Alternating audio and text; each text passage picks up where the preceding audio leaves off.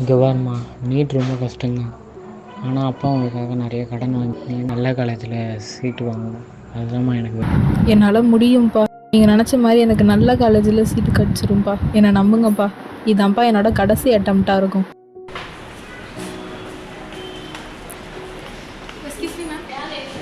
கொஞ்சம் வர வழியில் டிராஃபிக் ஆச்சு மேம், அதான் லேட் ஆயிடுச்சு.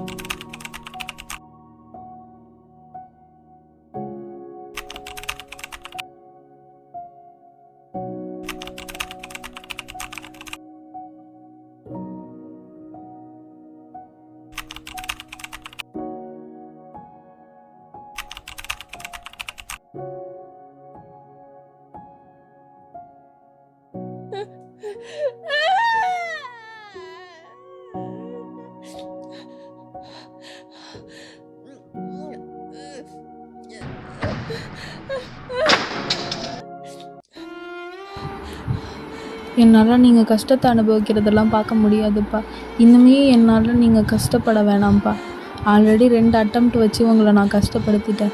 இன்னமும் ஒரு அட்டம் வச்சு நான் உங்களை கஷ்டப்படுத்த விரும்பலைப்பா. நான் உங்களெல்லாம் விட்டு போகிறேன்ப்பா. என்னைய மன்னிச்சிருங்கப்பா.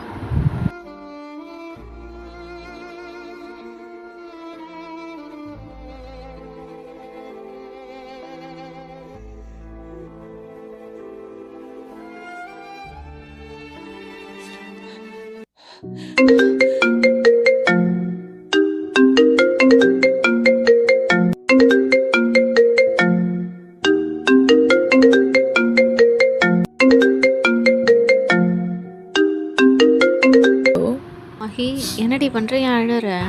என்னால் முடியலடா. இன்னமும் யாருக்கும் பாரமாக இருக்கேன். சரியா? அவங்க வீட்டுக்கு பின்னாடி இருக்க பார்க்கல தான் வெயிட் பண்ணுறேன். வா, இங்கே வா.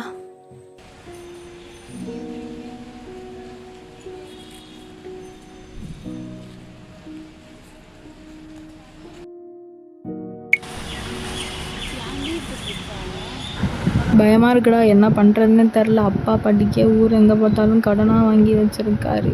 அவர் படுற கஷ்டத்தையும் என்னால் பார்க்க முடியாதுடா. நம்ம அவர் கஷ்டப்படுத்துகிற மனசு எனக்கு கிடையாதுடா. என்ன பண்ணுறதுன்னு தெரிலடா.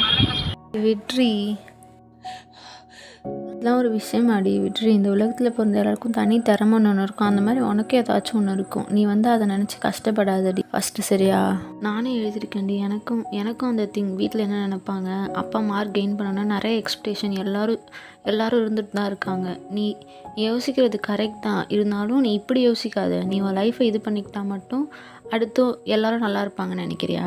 உன் அப்பா அம்மா எல்லோரும் நல்லா இருப்பாங்கன்னு நினைக்கிறியா? கஷ்டமான விஷயத்துல நீ இந்த சூசைட் பண்ணுறதுங்கெல்லாம் விட்டுறி. கொஞ்சம் நீ இப்போ இறந்துட்டா மட்டும் உங்கள் அப்பா நல்லா இருப்பாரா? அதை நினச்சி ரொம்ப கஷ்டப்படுவாங்க. நம்ம தான் நம்ம பொண்ணை கொண்டுட்டோமோ அப்படின்ற கில்ட்டி ஃபீல் கண்டிப்பாக இருக்கும் உங்கள் அப்பாவுக்கு. அதெல்லாம் விட்டுரு. நீ உங்கள் அப்பா அம்மா கிட்டே இதை பற்றி பேசுகிறத விட்டுட்டு ஒரு சைக்காலஜிஸ்ட் கிட்டே போ. ஒரு சைக்காலஜிஸ்ட்டை பாரு. அவங்க உனக்கு சொல்கிற அட்வைஸ் வச்சு நீ அடுத்து என்ன ஸ்டெப் எடுத்து வைக்கலாம் அப்படின்னு உனக்கு தோணும்.